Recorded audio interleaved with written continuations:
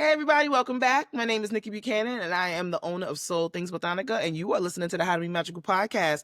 And this week we have a very special guest.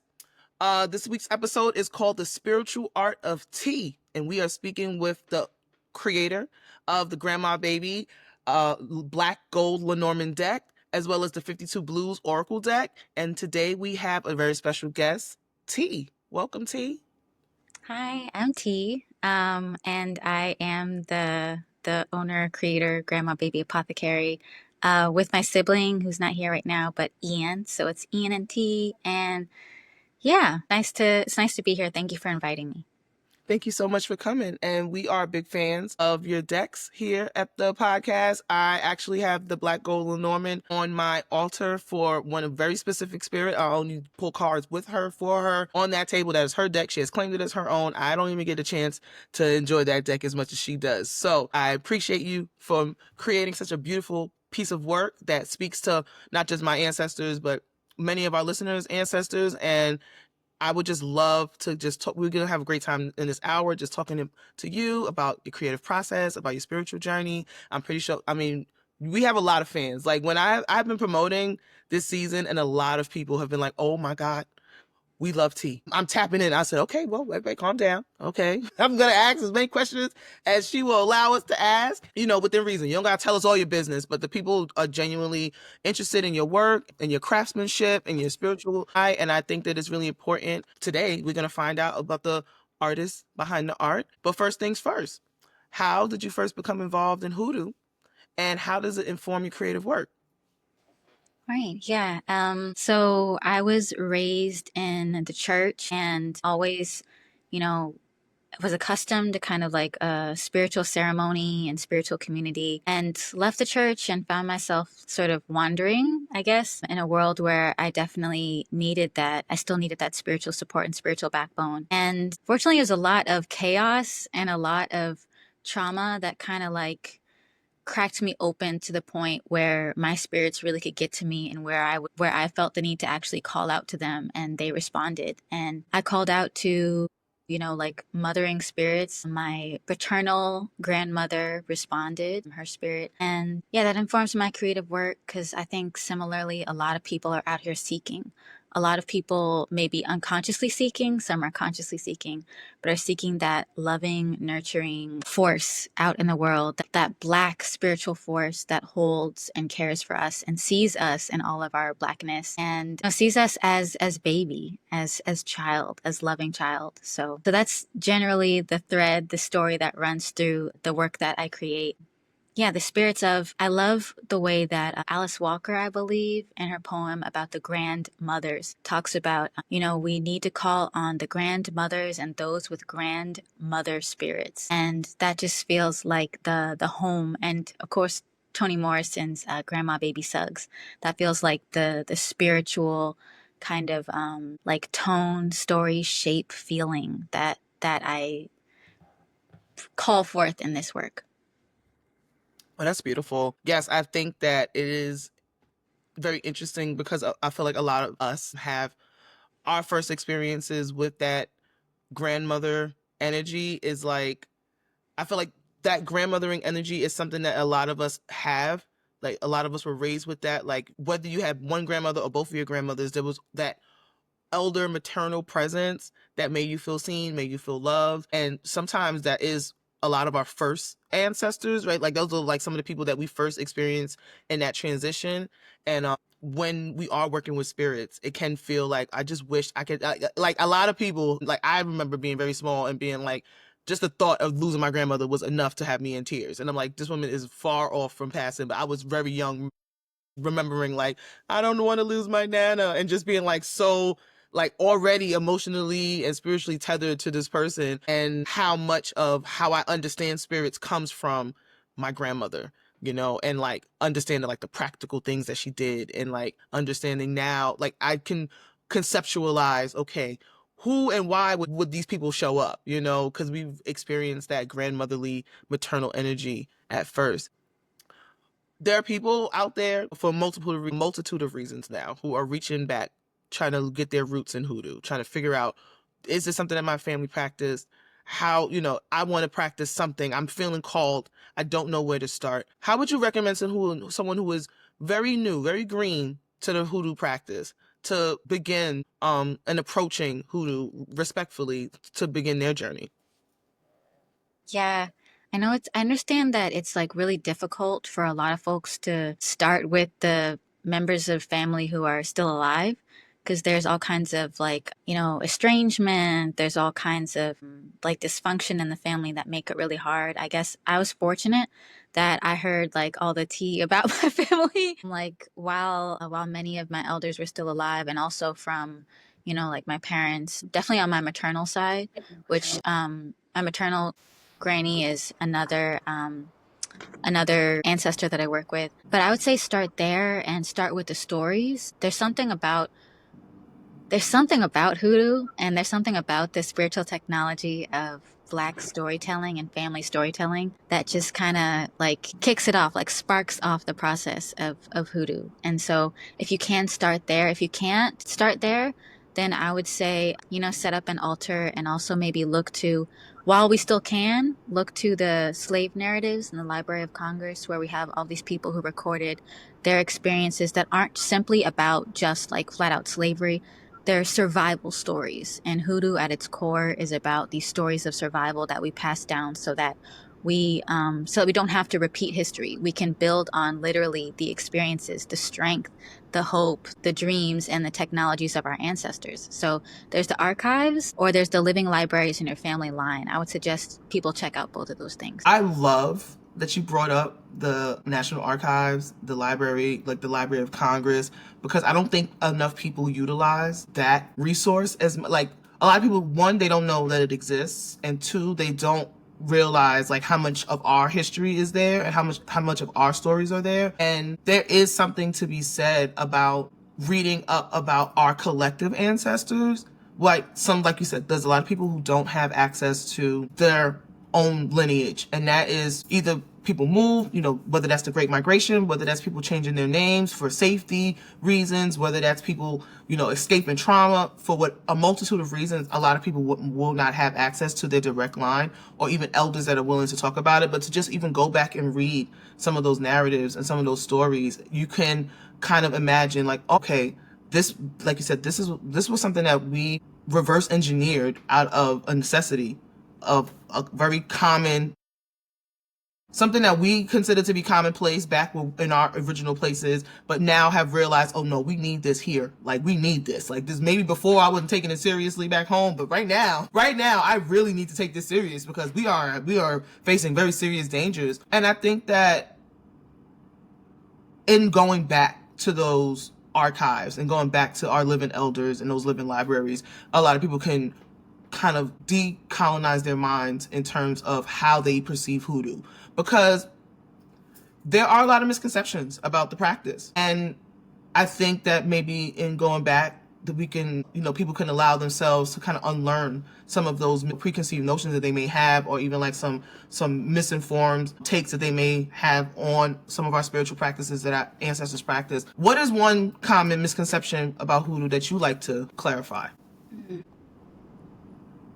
I think a lot of folks will go into this practice as a means of like, a lot of people approach it through this gaze, through this lens that we've gotten from like other religions, or that we've gotten from like, the dominant culture that we're living under, that we're oppressed by.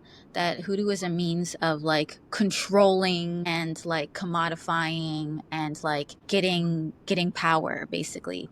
When really, like, one simple way that an elder put it is that like, you know, this like spiritual discernment is just about listening. That hoodoo is this way that we are able to sit down and actually listen to like the lived experience and wisdom of people who came before us, to help us navigate the world better. We don't just reach out and take and grab and control and stop and fix. We're really navigating a destiny that we're sort of co-weaving with our spirits, and that destiny can actually, and is tied to other people. There's spiritual community. Like, it's a lot bigger than just like give me money, give me love, give me sex, give me like give me power, give me, like, it's so much more than that. It's like it's also a like if we let it, if we lean into the practice, it's really like a rebirthing practice. It's a way of rediscovering our spirits and ourselves, and like resituating ourselves and them in like the proper context of like connection to all things. And so it's just so a lot of people think it's me having power over things like in hoodoo, but a lot of it is also like, and another elder put it so beautifully like by saying that it's not just spiritual belief, it's spiritual reliance. There's a lot of stuff that I'm not out here doing all this stuff. Like a lot of it is like me saying like I need help, I need your support, I need your guidance. I need you to lead me, I need you to like show me where things like a lot of stuff is actually being done by my spirits, not because I commanded them to, but because they have this insight that if I listen and if I remain open to it and if I humble myself, listening to my spirits and letting them guide me can bless my life beyond anything I could imagine. Bless my life beyond the ways that people imagine assimilation into like this dominant culture can bless me. Do I like capitulate to my oppressor, or do I actually turn my life and my belief system over to my spirits? And it's major. It's major when you actually make that leap and find yourself supported by spirits who love you and want a freedom beyond your imagination, who are actually actively changing and decolonizing my imagination as I go along. So hoodoo is a lot bigger, a lot more gorgeous, I guess, than people might realize initially. I hope that that makes sense. But yeah, it's not just about being like, you know, a powerful like warlock or witch or whatever you see out here in the media, or like, you know, scaring the crap out of some white people and like, you know, haunting their house or whatever, or like possessing them. Skeleton Key, though Skeleton Key, I was kind of rooting for them. Skeleton Key, I was rooting for Kate Hudson to get got. I love that movie. But yeah, hoodoo is a great balancer. Hoodoo is a great way to restore balance, dignity, freedom, love, harmony to our people if we let it. I love that. I love that response. And there was something that you said about, you know, being led and being guided by spirit and, you know, like working in community with spirit instead of it being commanding. Like it's not, and I agree. You know, I think that it brings me back to things like that the old heads used to say, that my grandmother used to say, like put it on the altar. You know, like I'm gonna put it here. I'm gonna ask for help. However y'all creatively decide to fix this problem, I will accept that. And that is part of it too, of just being like not being so tied to specific outcomes, but being like, I want, you know, I need ease. I need help with this. I need, you know, this opportunity, and leveling that playing field. I believe that a lot of my ancestors understood that they were playing, you know, a game that was rigged against them heavily. You know, they understood that they were facing challenges that they particularly weren't facing back home, you know, the ones that first came. And then over time, that's what they were teaching and handing down. Like, listen, this is how it is. You know, every black person has gotten to talk, right? About we're black. This is how people are gonna see you. This is how they're gonna treat you. This is how, and everybody's family version of the talk is different. But I definitely feel like hoodoo is opening the conversation of like, yes, that we can acknowledge all of these horrific things that are happening outside of our door. However, when you're in this house, we're gonna do this, and we do these things as a way to keep ourselves grounded and tethered and connected to each other, and to keep our spirits lifted, because there's already enough things on the other side of the door. We don't need to add to that. And we do have ways to retain our own dignity and our own personal identity and our own personal power in a hostile environment. And that is, I don't think people realize, like, again, it's like you said, it's not all about, oh, I'm the most powerful witch and what. It's like, that's cute and everything, but that is not what your grandmother or some of our aunties were doing back, you know, in their prayer closet. They were praying for the safety and the health of everybody in the family, whether you believed in it or not. They were like, listen, we need these kids to be able to finish school. We need this person to be able to get this promotion so that way they can keep paying their bills. We need this person's business to be profitable. We need this person's marriage to stay together, because you know, they love each other, but there's all of these things happening. We need this person out of jail because they don't need to be in there.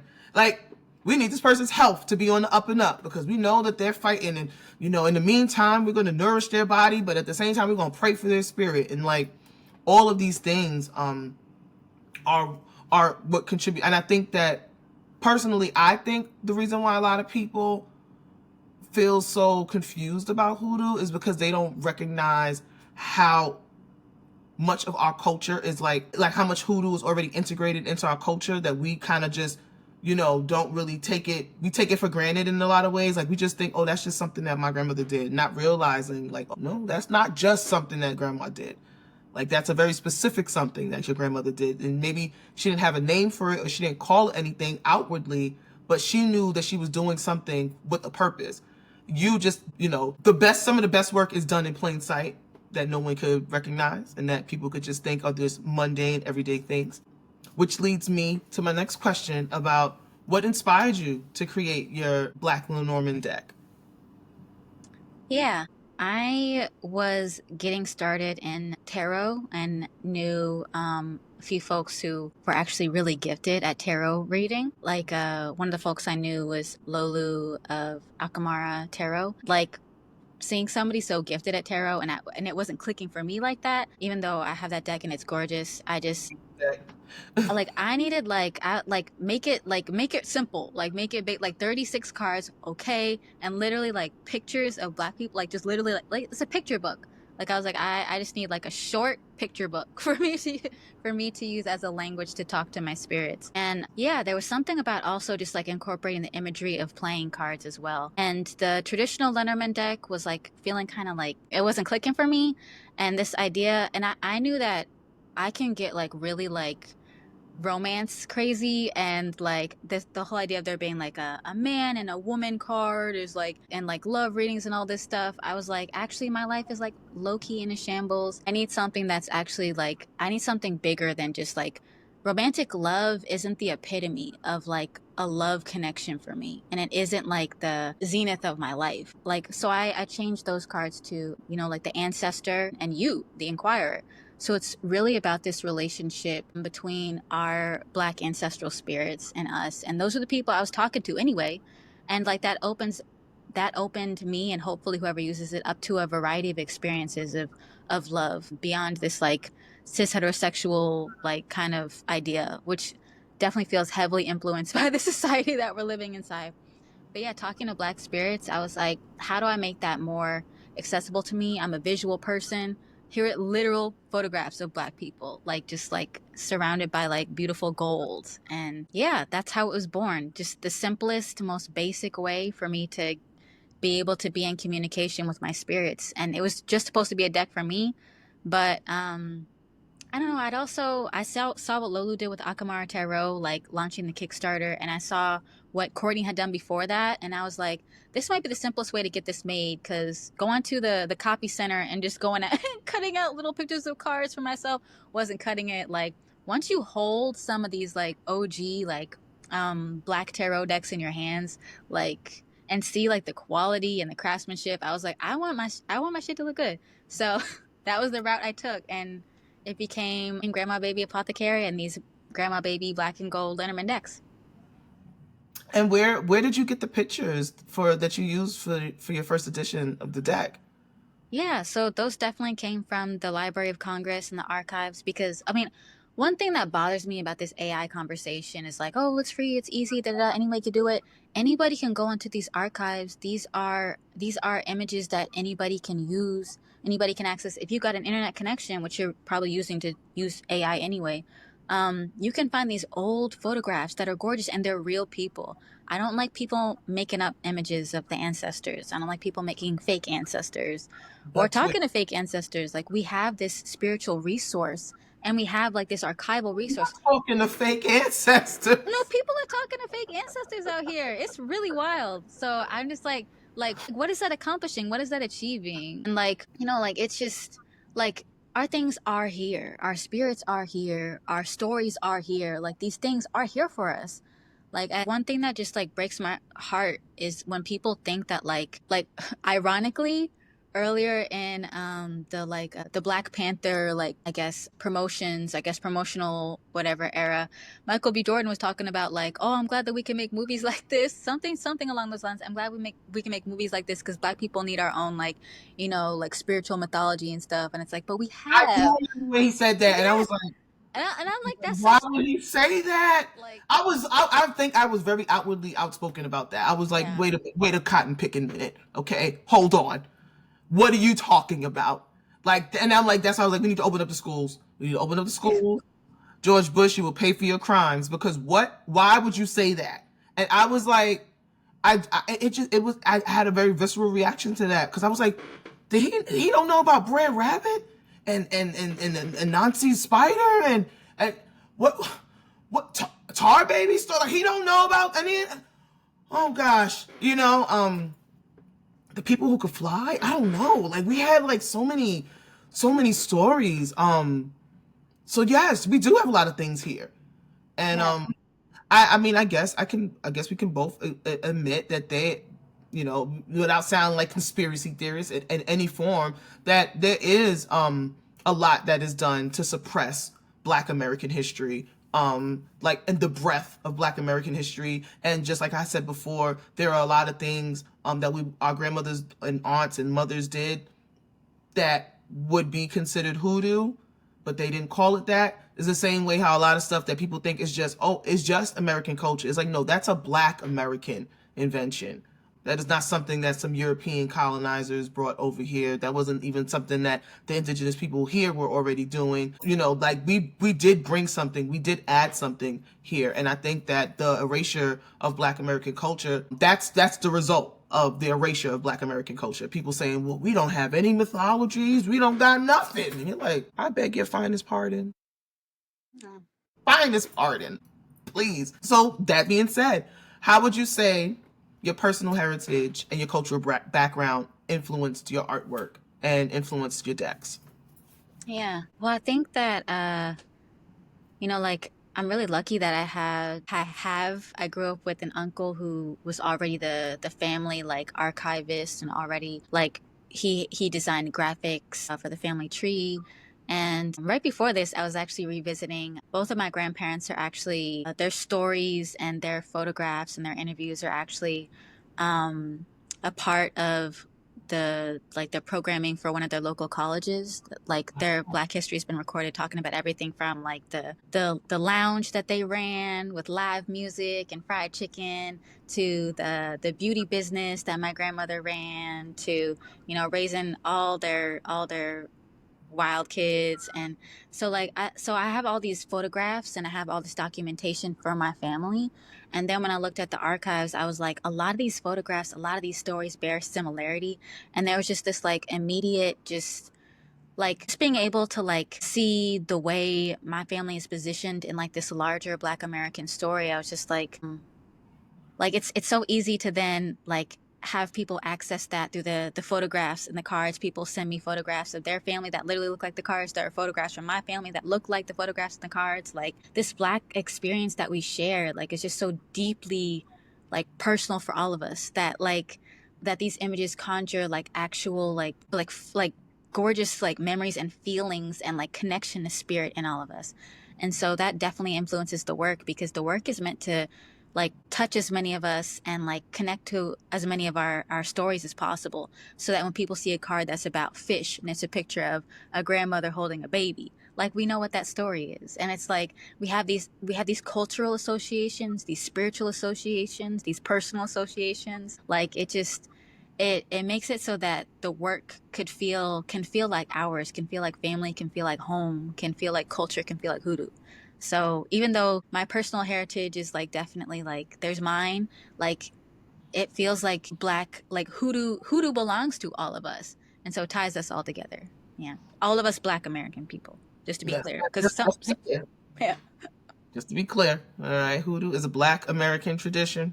All right, it is a closed practice. A lot of people like to argue against that, but I genuinely believe that people do have some unpacking to do and they internalize anti-blackness, they internalize colonization, that they need to recognize that we do have a closed practice and that's perfectly fine. Everyone else is allowed their closed practices. Everyone else is allowed their things. Like if you have an issue with hoodoo being a closed practice, you need to ask yourself what you're mad at, who you're mad at, and why.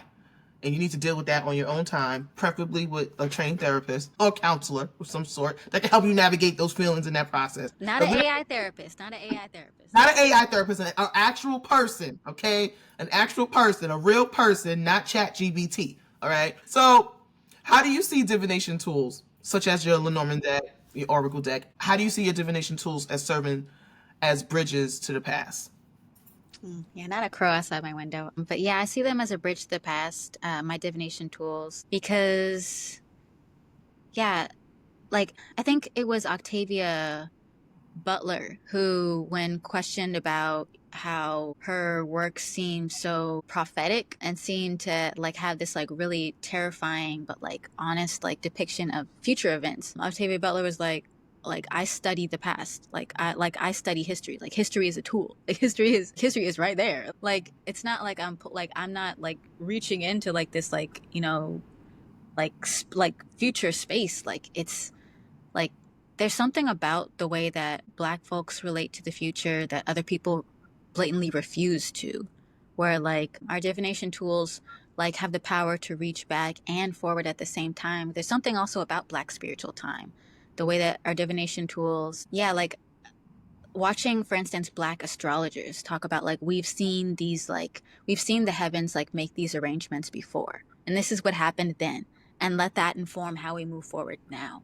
Like we have like this presence that like straddles all lines of like time and space, and so and divination helps us to interpret that, or to like gives us language for that, whether it's divining, you know, by stars, divining by cards, divining by dice, divining by water, divining by dreams, or numerology. Like there's just ways that like when we tap into divination, we tap into just like this Black space time that allows us to just understand ourselves, and how we should move and how we have moved before, that makes us move better, move forward with like more informed and more in touch with our spirits. Yeah, before I get too redundant, that's just and too general. I hope that that makes sense. Bridges to the past, to the future, to the present, to ourselves, to our past selves, to our future selves.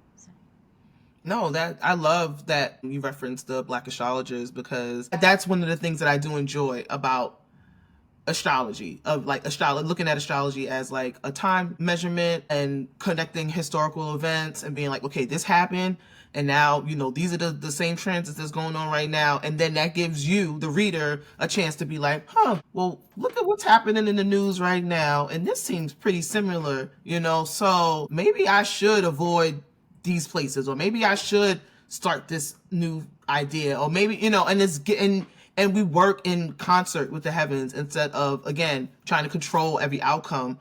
Time, you know, is circular at some point. Like there's nothing that is totally new, because people are people, and we've been people as long as people have existed. So we can't separate ourselves from history. We can't separate ourselves from the ancestors and think that, you know, how they lived was so different. Like they still had similar motivations the same way we have similar motivations. We just have different access to things. We may express things slightly differently. We have different language for things, but at the core of it, they understand the baseline of humanity, and that's why we reach back to them to be like, hey, I'm going through this real human problem right now, and I got this concern about this very earthly thing. How did you handle it? And we all know there's some ancestors, you don't go to them with nothing, with no frivolous things, because they're going to come a little too hot and heavy. You're like, okay, that is a lot. I would not handle it that way. And that is also a way to kind of, using divination is also a way to kind of distinguish who's who and who you go to for everything. Just the same way with your earthly family. You know, you don't go to every relative with every problem, because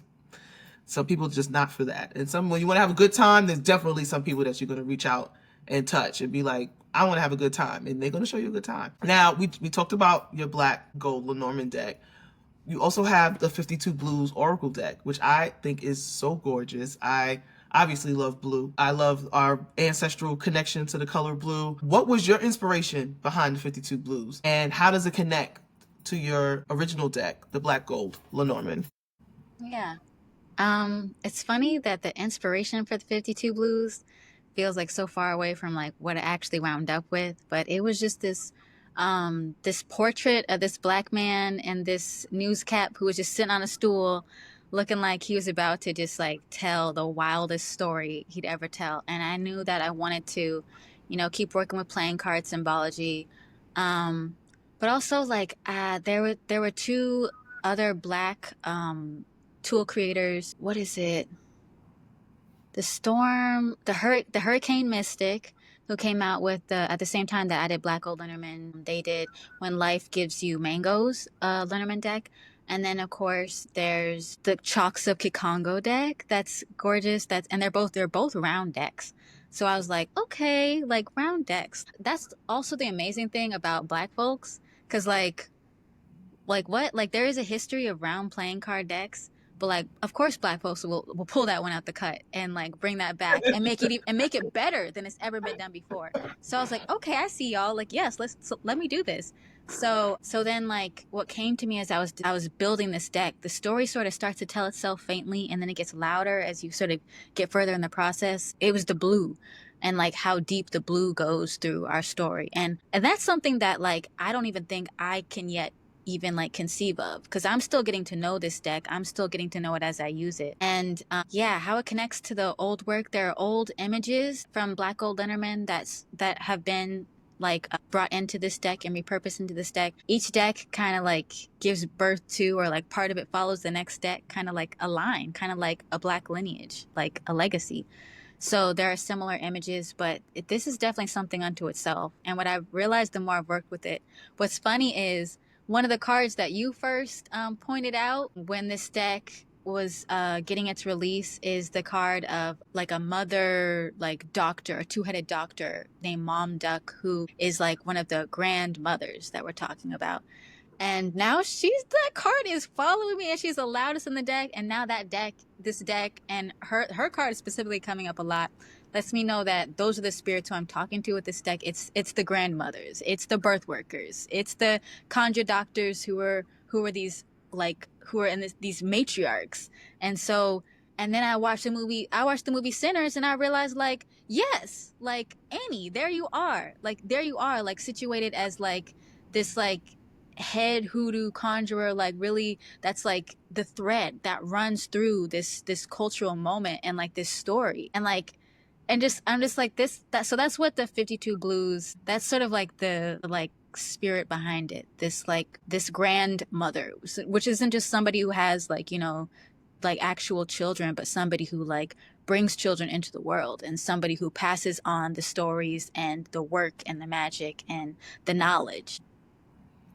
I love that. And I was going to ask you what your favorite card is from both of your decks, but I love that you brought up Mama Duck. And yeah, and I love that you brought up Annie from Sinners, because it's like there is always this like grounding force that every family, we could all speak to that, right? Every family is like, oh my God, the family ain't been the same since so and so died. And it's like you realize how much this person's influence was there and then how much you miss it. Like a lot of the times, again, some of the best work, some of the best conjure is the stuff that is done and seems like very seamless. It's just very much integrated into your life. So I wouldn't ask you if you have a favorite card, but you already touched on Mama Duck.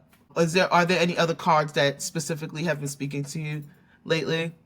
Yeah. So I've also created a little calendar in the guidebook that presents like each calendar date has like a card of the day. So my birthday card is the 6 of Diamonds, I believe.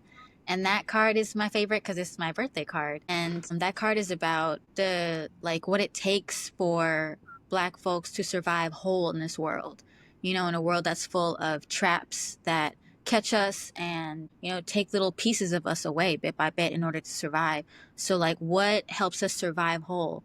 And so some of these cards are just questions, like some cards are questions, some cards have solutions, but then the solution just returns to it's hoodoo, it's the grandmothers, it's the conjurers. Like we have spiritual technologies to help us survive whole in this world, spiritual technologies that are designed for the impossible to become possible. So my birthday card, the 6 of Diamonds, it's a question and the answer is always, of course, hoodoo.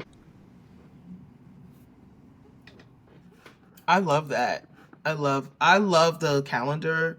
I love the little booklets that you have with both of your card decks. I really, really do love the calendar though, because I think that that's a good starting point for a lot of people who maybe they don't feel confident to do a spread. You know, maybe they just want to just meditate on one card a day and really get to know the deck and like get more intimate with the deck. Um, how do you hope that your decks impact the people that use them? Um,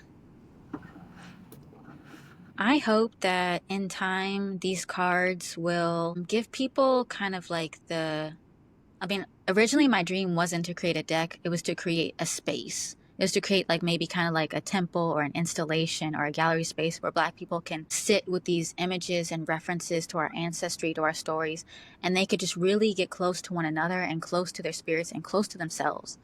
But I realized like Black people, we really carry home with us wherever we go. And that's sort of a skill we have to recall. Like the fact that we carry our spirits, our altars, our ties to everything within us. And so being able to have these cards, like usually palm sized, like able to be portable, carried around, I'm hoping that as they lean more into these practices with these portable tools, they'll be able to get closer to themselves, to their spirits, to one another, and that's what I hope for them, and that's what I've been able to discover through using these tools myself for myself. Yeah, I kept thinking that I would get connected to some like larger universal truths, but through all this work, it just brings me into like deeper presence with and like acceptance of and love for myself, which also helps me to love my spirits and love other people, hopefully, and less scary ways than in my past. I think, you know, I think that sometimes when you are creating something, um, the creation, like the conception of the idea is one part of the process. And you have an idea of like, okay, this is how I'm going to execute, but somewhere along that execution process, there's an extra element that comes in that you cannot really fully account for, and then that's how you get something really beautiful. So like you said, you originally have one idea, and then as you're working, all of these other incredible things come, and then the outcome is something that you really, you're like, well, I couldn't have planned for this. Like I had some ideas, but this is really, it's taken on a life of its own. And I think that's also a very big element of hoodoo, of recognizing that everything has a spirit. Every single thing carries a spirit with it, and that there is nothing that is too big or too small. Like everything has a spirit, and acknowledgement of all of those spirits, big and small, is part of the mental understanding that like, no, you're dealing with spirits, so you have to respect that. You know, every little, even the little roots that we work with, you know, you want to speak to them and thank them for their time and their essence. And then, you know, the trees that we, you know, that we give certain offerings to, and then like everything has its own spirit. But the work, the art itself has you know, has taken on a life of its own. And putting it out there, you get feedback on that art, right? People are going to interpret it how they're going to interpret it. They're going to have, it's going to stir up emotions. I'm pretty sure that many people have reached out to you over the years. What has been some of the most rewarding feedback that you've received from your audience? Yeah, I've loved when people have shared photographs of their family members and their ancestors and their dead people that sort of match or kind of mirror the imagery that's in the deck. I've seen folks, you know, the garden card, the rider card, the lily. Yeah, a lot of folks have like just really felt connected to, and like the decks are speaking directly to them, and in the voices of those that they know and love and cherish.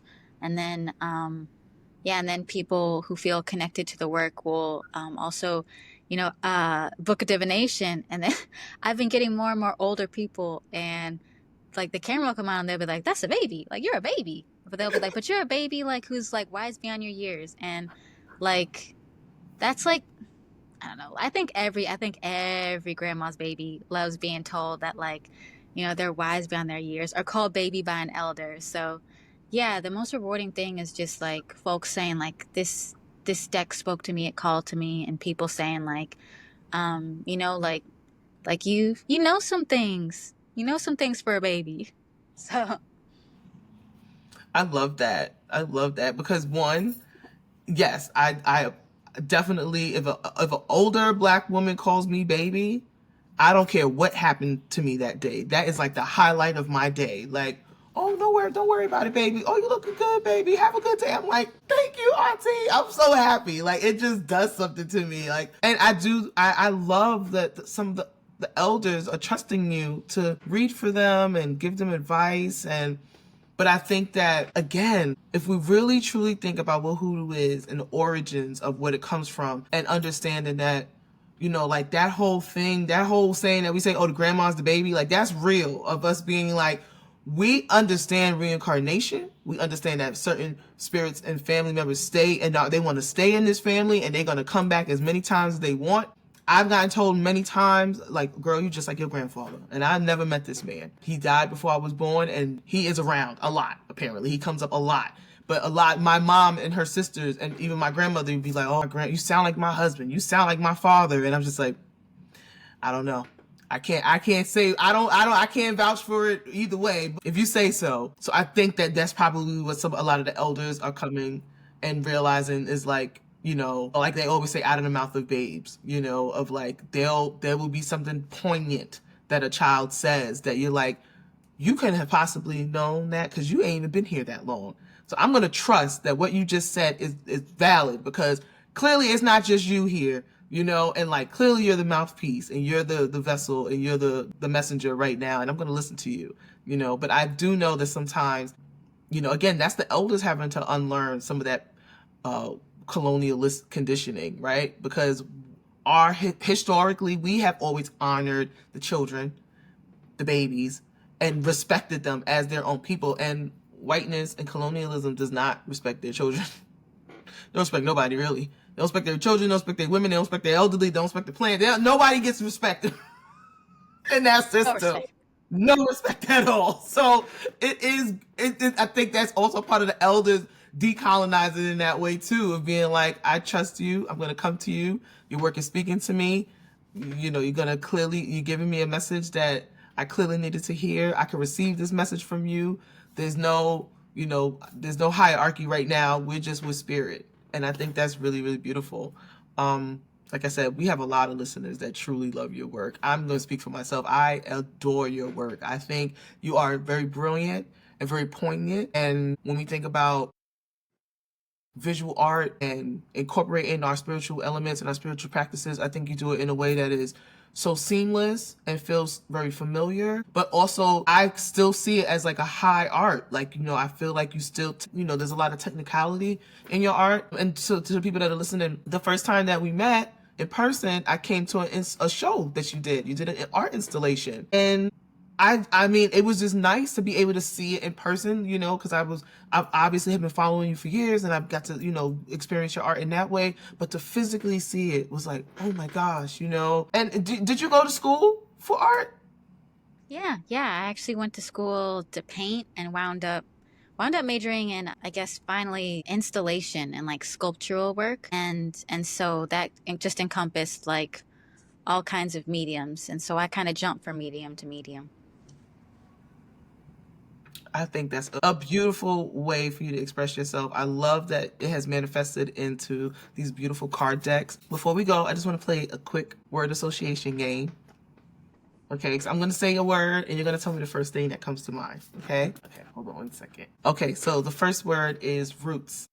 Happy. Signs. Mothers. Story. Love. Hands. Face. Altar. Me. Crossroads. Heaven. Remedy. Hope. Legacy. Her. Offerings. Mine. And lastly, mirror. Family. I love that. I love that. So, do you have anything coming up that the people can support? Is there anything that you have going on that you'd like to share with the collective? Yeah, I guess just generally, like, it's good to receive support, like, in making the work, even when in between projects, in between products. It's always good to send, like, a love offering or promote the work, share the work. Just be sure that the spiritual workers that are out here helping preserve and continue our traditions are supported by the community. like as tradition dictates, that we take care of ourselves. And you have a Substack. Yeah, I I do. You have a Substack. You are actually one of the reasons why I got on Substack. You and Miss Honey of the Chapel of Honey, you both have incredible Substacks that are so robust and so full of just timely information, timely messages. You recently uploaded you upload a lot of audio recordings. Tell the people about your Substack. Yeah, so I try to make it as accessible as I can. So I'm mostly writing. I make sure that all the writing has an audio correspondent, like that there's an audio recording of it. So folks who are hard of seeing can hear it, folks who are hard of hearing can read it. And yeah, generally it tends to be meditations on the cards, but sometimes, like recently, it was actually me connecting the dots between watching the story of the bluesmen and sinners, and a story about the crossroads musician that came from the book of Negro folklore. So just any thoughts I really have on like hoodoo, on our history and these divination tools, I just like to throw up on there, and maybe even include some meditations as well. Yes, check out the Substack. You're also on Instagram, obviously. Mm-hmm. You're on Blue Sky. Yeah, but maybe don't follow me on Blue Sky. Yeah, Okay, okay. I need a place to be messy. That's fair. That is fair. Okay, I definitely respect that. Okay, but no, the Substack. I think the Substack is incredible. I love Substack as a platform. I feel like it's a great place for people to share ideas, to comment on each other's work, to find other people's work. There are a lot of incredible spiritualists and Black folk in general just on Substack, and I have been having a time over there. So everyone, I'm going to put all of the appropriate links in the description and in the show notes. Thank you so much for coming on the show. This has been wonderful. Thanks for having me. Thanks for doing this. I really appreciate this work just largely, and also I appreciate the chance to be part of it. And we are happy to have you. And this has been the spiritual art of tea with T. Anglis of Grandma Baby Apothecary. You can find her online. I'm going to put all of the appropriate links and connections, and really everyone go out and support her work. Book a divination, buy a deck. Like, we need to support our creatives, we need to support our spiritualists, we need to support our community. And we thank you so much for coming on. My name is Nikki Buchanan. I'm the host of the How to Be Magical podcast. I'm the owner of Soul Things Botanica. You can find me online at Soul Things BK. You can find me on Substack, YouTube, Instagram, Spotify, all the places. This season of How to Be Magical is coming to a close. This will be our last interview until, we're taking a nice little summer break. We have a couple of surprises over the summer because, we want to keep it spicy. But we thank T very much for coming on and pulling up the rear and giving us a nice, going out with a bang. I'm very, very happy to have them here. And again, as always, keep it Black, keep it beautiful, keep it magical, and stay safe, y'all. Peace.